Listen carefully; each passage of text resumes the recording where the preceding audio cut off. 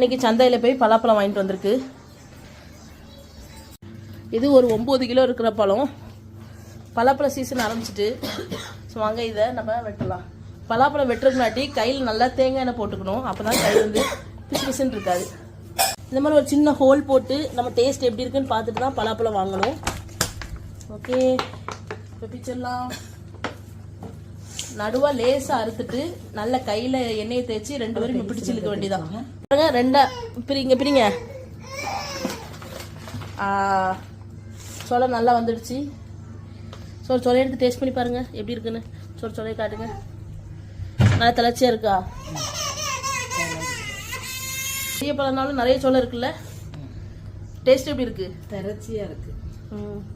நல்லா தேன் மாதிரி டேஸ்ட்டாக இருக்கா? எப்படி இருக்கு? ஜோனாக்கு பலாப்பழம் பிடிச்சிருக்கு போல. பிஸ்கி பிஸ்கி பிஸ்கி பிஸ்கின்னு சவுண்ட் வருது. பலாப்பழம் சாப்பிட்டு பாருங்க. ஜோனா ஆல்ரெடி சாப்பிட்றா. நீங்கள் சாப்பிட்டு பாருங்க எப்படி இருக்குன்னு. நல்லா இனிப்பா இருக்கா?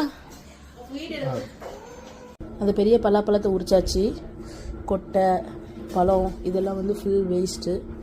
பழம் வந்து நல்லாவே வந்து சொல்ல சூப்பராக இருந்தது. இந்த கொட்டையில ஆக்சுவலி வேஸ்ட் கிடையாது. இதை அவிச்சு சாப்பிடுவாங்க, புளி குழம்புல போடுவாங்க. இந்த பலாக்கொட்டை வச்சு குழம்பு பிரியாணியும் வைப்பாங்க.